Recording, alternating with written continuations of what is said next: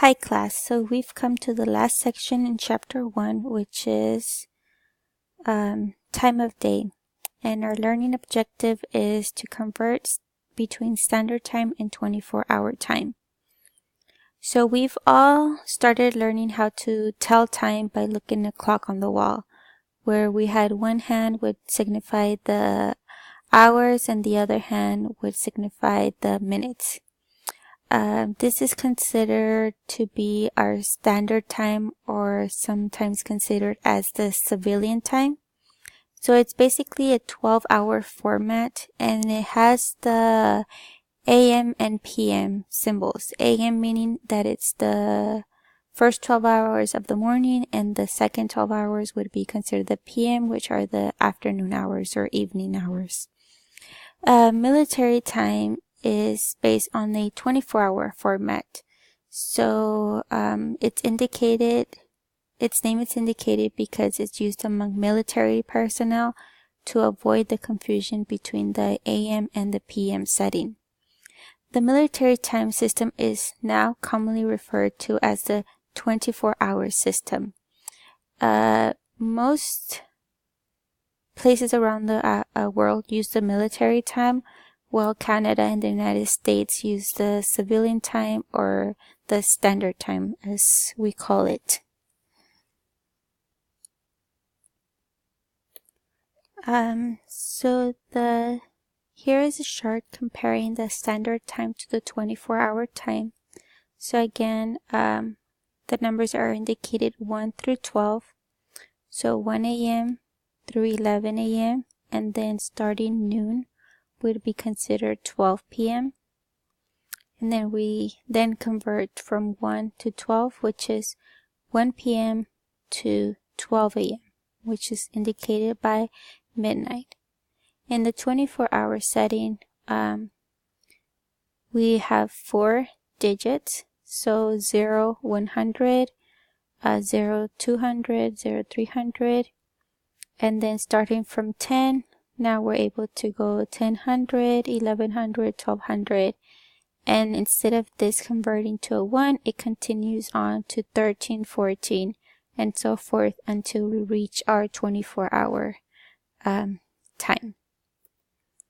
So a 24-hour system uses the numbers 0 to 24 to represent the 24-hour days.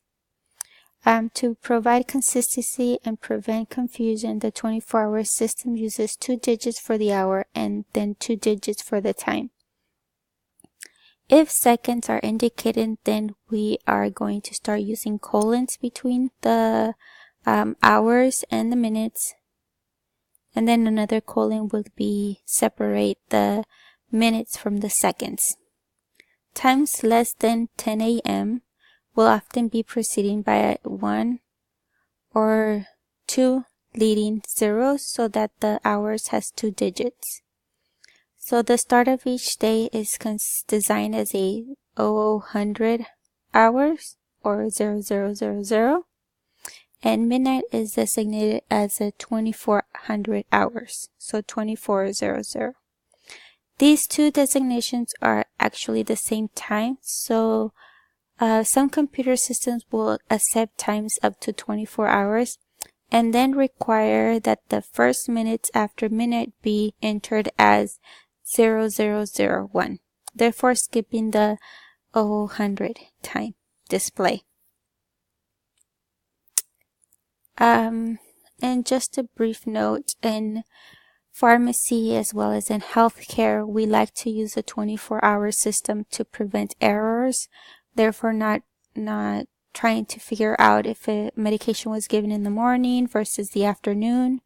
So if it was given at 10 a.m. versus 10 p.m., we have that military time to tell us that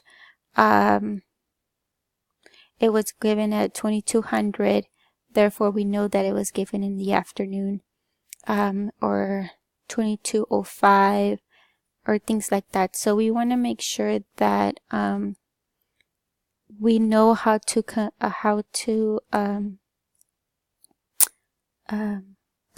convert from standard to military time, or vice versa.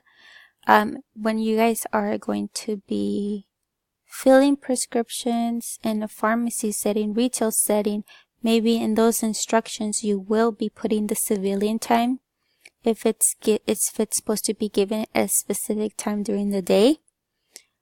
Because again, people in our everyday life, they do not know about military time. But if you were to be working at, say, a hospital setting, then the times of administration, you would be putting it as the military time or the 24-hour time. So basically that's this section of the last chapter. And just to summarize everything we've learned throughout these whole sections, we're going to go over our chapter summary. So we learned about fractions are part of a whole. We learned that the upper number in the fraction is called the numerator, while the lower number in the fraction is called the denominator. When we're adding or subtracting fractions, you need to have a common denominator.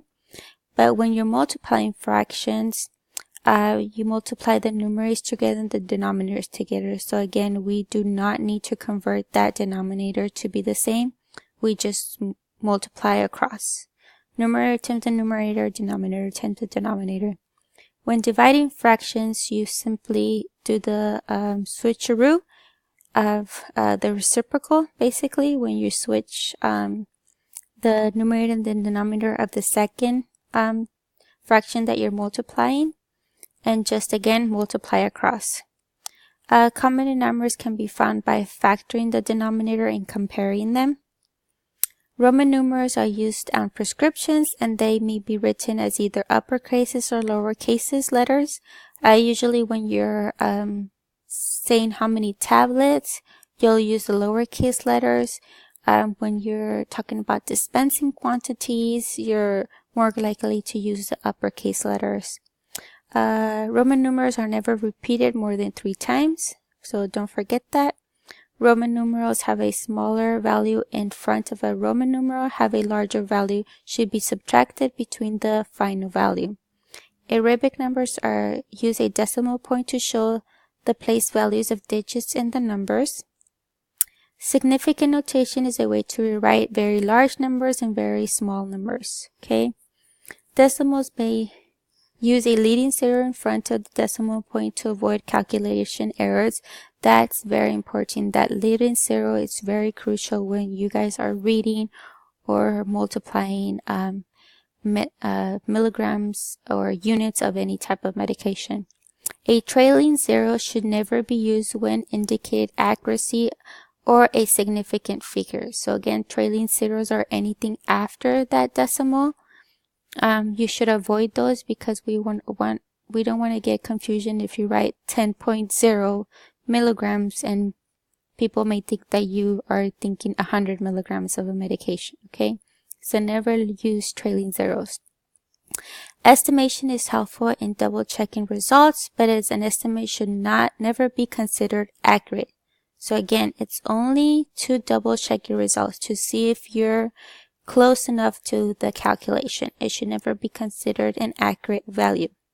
Significant figures can be used to determine accuracy. Time can be recorded using standard time or 24-hour system, also known as military time. The 24-hour system uses the numbers of 0 to 2400 to designate the 24 hours a day, and hours before 10 a.m. have a leading zero in the 24-hour system. Hours and minutes may be separated by a colon, as well as seconds in the 24-hour system. And that's the end for this section. Again, you'll be moving on to the chapter review. And just another reminder, if you have any questions, please go to the Q&A discussions. Ask your questions there.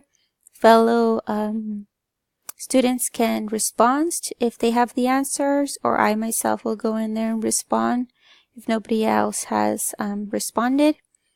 And or if you want to send me a private message, again, you can use the email section in the Canvas, and therefore I can respond back to you.